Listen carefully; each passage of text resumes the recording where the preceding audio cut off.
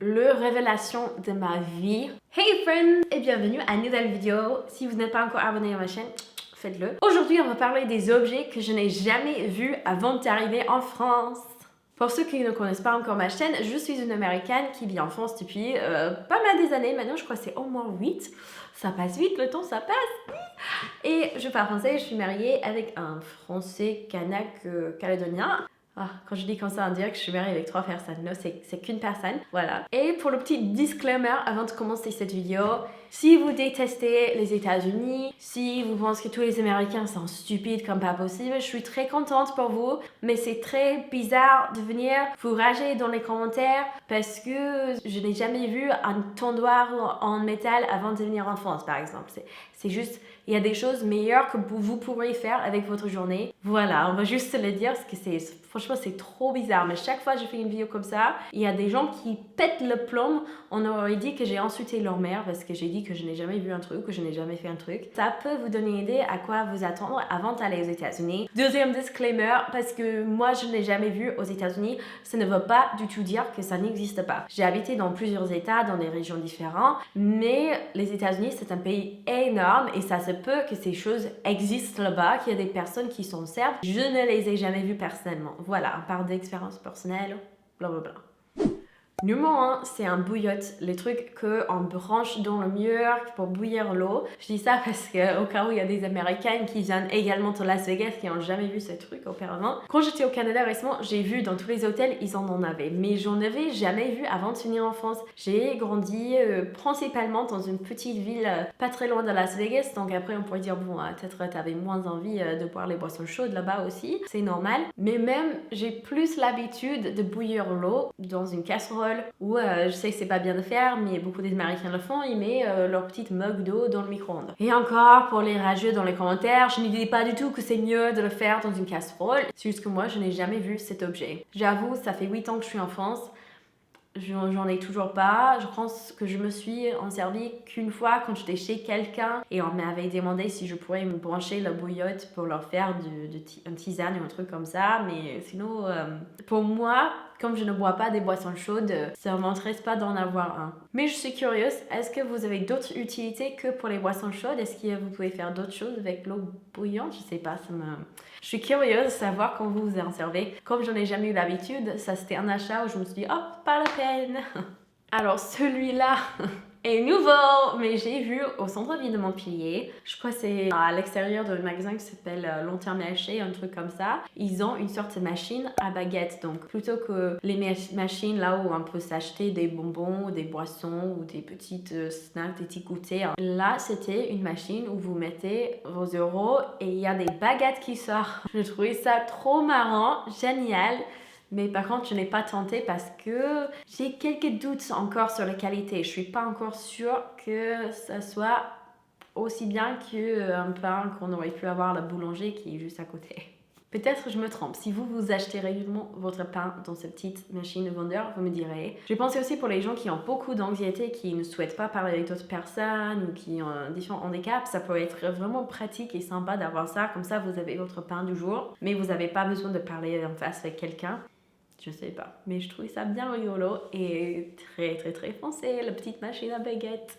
Le révélation de ma vie, les petites sprays pour les narines quand vous êtes malade. Oh punaise! Avant, chaque fois que j'avais une rhume, ça durait des semaines. Vous avez certainement vu, mon nez est complètement tordu. À l'intérieur, c'est encore plus une catastrophe. Déjà, c'était pas très droite de base, mais après de l'avoir cassé et tout quand j'étais plus jeune, je peux vous dire, c'est pas de rigolade quand je tombe malade. Mais là, presque fini les infections, j'en ai très rarement maintenant. On va dire que j'essaie de vous vendre le produit alors que c'est un truc que tous les médecins en France vont vous dire qu'il faut absolument le faire. Pour les gens qui viennent pas de la France, vous pouvez acheter dans les formes de petites pipettes où vous avez carrément les sprays. C'est soit que de l'eau, soit de l'eau de marine, l'eau salée, etc. Parfois, ils ont aussi des petits produits à l'intérieur, mais ça fait un truc de malade, vos rhumes durent beaucoup moins longtemps. Je trouve que c'est génial également pour les bébés, bien plus utile que les petites bulbes qu'on a aux États-Unis. Vous essayez d'aspirer avec la bulbe, les petites crottes de nez et tout. Chaque fois qu'il y a une personne sur Facebook qui me dit « Oh, je suis enrhumée depuis plusieurs semaines, je sais pas quoi faire, quels sont vos remèdes de grand-mère et tout », j'ai dit « Écoutez, il y a un truc que vous pouvez trouver à Walmart, C'est tout en bas de le rayon, c'est difficile, on peut avoir, mais on utilise tout le temps en France et c'est miraculeux et je leur parle de spray pour le nez. Ma mère est convertie également, je lui avais dit il faut absolument que tu achètes ça avant la prochaine saison des rhumes, tu vas voir, ça change la vie. Non, cette vidéo n'est pas sponsorisée par les sérums physiologiques. Le lait qui n'est pas toujours au frigo. Donc aux États-Unis, si vous allez acheter du lait, vous allez jamais juste le voir sur l'étagère. Si d'ailleurs vous le voyez sur l'étagère comme ça, tranquillo, hors du frigo, il faut pas l'acheter parce que le lait aux États-Unis est pasteurisé. Je vais espérer que ça c'est le même mot en français et en anglais, je suis pas sûre. C'est du lait frais, il faut que ça reste au frigo tout le temps, sinon ça pourrisse assez rapidement. En France, on peut acheter de lait en brique ou en bouteille, etc. qui n'est pas le lait frais. C'est moins cher que le lait frais ici d'ailleurs. Et vous pouvez acheter genre les gros stocks, vous pouvez faire les stocks chez vous de lait pour que vous n'avez pas besoin de l'acheter rapidement. Finalement, le goût n'est pas pareil, je vais vous l'avouer, le goût n'est pas pareil. Mais c'est aussi assez pratique pour faire moins de gaspillage. Et pour les magasins, j'imagine, ça arrive aussi que le lait frais, ils doivent le jeter plus régulièrement. Donc ça, c'est un point positif. Et puis, quand on cuisine ou autre, ou quand on fait des crêpes, des pancakes, on ne peut pas sentir la différence dans la nourriture. American sauce. J'ai aucune idée de ce que c'est. Je vois ça sur le petit truc.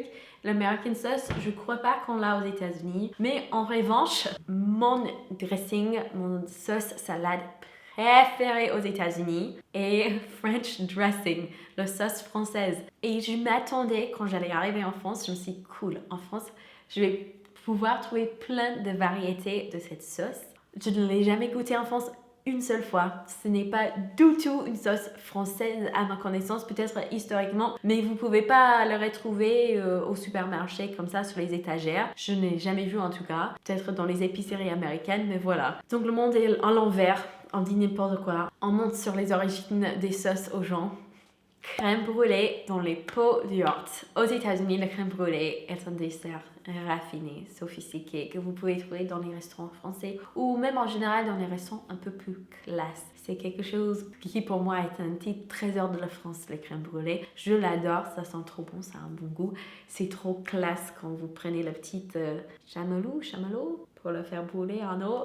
J'adore de A à Z, vraiment je kiffe ça. Et quand j'ai vu que c'était au supermarché, dans les petites pots, vous pouvez juste l'acheter comme ça, j'en étais folle pas folle dans le sens fâchée, mais folle dans le sens amoureuse. J'étais là genre non mais c'est pas possible, c'est trop bien, je vais rester ici le reste de ma vie. Et puis j'ai appris que pour certains Français, c'est un truc vraiment banal, justement. Peut-être le fait que vous pouvez l'acheter dans n'importe quel supermarché, ça le banalise un peu. Mais pour moi, dans ma tête, vous n'allez pas essayer de détruire la magie. Ça reste un dessert formidable. C'est un peu moins un objet, mais quand même un tout petit peu. C'est tous les ronds-points. Oh, ma tête, quand j'essaie de conduire dans les ronds-points, je suis là, comment c'est possible qu'ils en aient autant? Aux États-Unis, vous allez plus souvent voir carrément les stops, les petites affiches, les petits panneaux stop, où vous allez voir les feux à la fin de la rue qui changent de couleur pour vous guider. De temps en temps, il y a aussi des ronds-points, ça existe, c'est sûr. Mais par exemple, à côté de Las Vegas, là où j'étais, dans les quelques années que je conduisais là-bas, j'en ai passé que 2 fois les ronds-points. Et c'était à chaque fois des petites routes que j'aurais pu facilement éviter si j'avais voulu éviter passer par le rond-point. Et c'était des petits ronds-points où qu'une voiture peut passer à la fois. Mais chaque fois que je demande aux gens pourquoi vous en avez autant en fait, déjà je sais que c'est pour fluidifier un peu le trafic, de fluidifier toutes les voitures qui passent et tout. Mais pourquoi il y en a autant que ça? Il y a des avis différents. Soit les gens, c'est parce qu'on est supérieur aux Américains, on sait très bien comment ça marche et on a des routes qui sont juste mieux faites que chez vous. Soit je crois qu'il y a des lobbyistes de rond-point, il y a quelqu'un qui doit se faire beaucoup de fric avec ça parce que c'est pas possible d'avoir autant sinon. Donc je sais pas quel côté est correct, mais c'était un peu les 2 réponses que j'ai pu en avoir pour ça. Les rouleaux de pansement, ça c'est cool. Aux États-Unis, les pansements, j'en ai vu que des pansements où ils sont déjà précoupés. Mais ici, pour les gens qui ne viennent pas de la France, vous pouvez acheter des sortes de rouleaux de pansement. Et puis comme ça, vous coupez la taille de pansement qu'il vous faut. Ça évite du gaspillage, mais aussi si vous avez un bobo qui est un peu plus long, vous pouvez le couper un peu plus largement et ça convient à beaucoup plus de bobos. Donc je trouve ça vraiment cool. C'est quelque chose, quand j'ai découvert, je dis ah ça c'est pas bête du tout, pourquoi nous n'avons pas ça?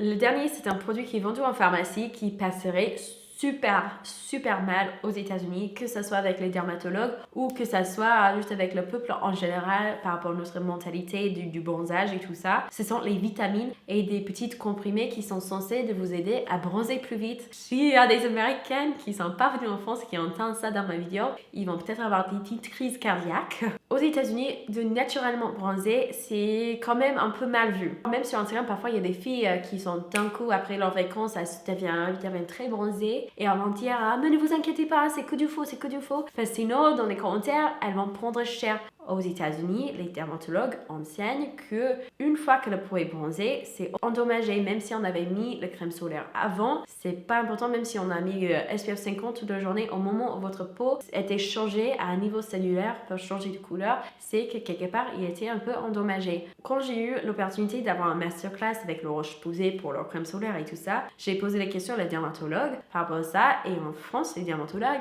enseignent plutôt que si vous mettez bien votre écran 50 de partout sur votre peau et vous bronzez quand même, c'est pas grave, ça c'est juste partie de la vie, ça vous augmente pas vos risques de cancer, etc. Par contre, aux États-Unis, on enseigne l'opposé, donc c'est quelque chose où si quelqu'un essaie de vendre les vitamines pour bronzer aux États-Unis, je suis sûre que vous aurez quand même un marché niche, ça doit exister, des personnes qui veulent ça, mais en règle générale, ça serait très mal vu. Je sais même pas si ça serait légal de les vendre d'ailleurs, je suis curieuse maintenant, je vais essayer de voir si vous pouvez les trouver sur internet. Si jamais vous avez déjà eu l'occasion d'aller vivre à l'étranger, n'hésitez pas à me dire en commentaire les choses que vous avez trouvées qui étaient très différentes de celles que vous pouvez trouver chez vous. Ça peut être super intéressant, je crois, pour moi, mais pas que pour moi, aussi pour tous les abonnés. Mais j'avoue, je suis bien curieuse. N'oubliez pas de me suivre sur Instagram parce qu'actuellement, on fait des petits cadeaux pour vous pour Noël. Et puis, j'en ai, je vous avoue, plein de petits cadeaux qui se cachent ici, des affaires que je dois me débarrasser avant de partir à l'étranger pour déménager au Canada. Et pour justement me débarrasser, je vais vous faire plein de concours pendant le mois de janvier. Ça serait pas tout de suite en décembre, la majorité, mais ça serait sur Instagram, sur Twitter, sur Facebook, il y aura sur les différents réseaux plein de petites surprises au fur et à mesure dans le mois de janvier et j'ai trop hâte. Avec ça, je vous fais des très gros bisous, joyeux presque Noël et j'ai hâte de vous voir dans une prochaine vidéo. Ciao!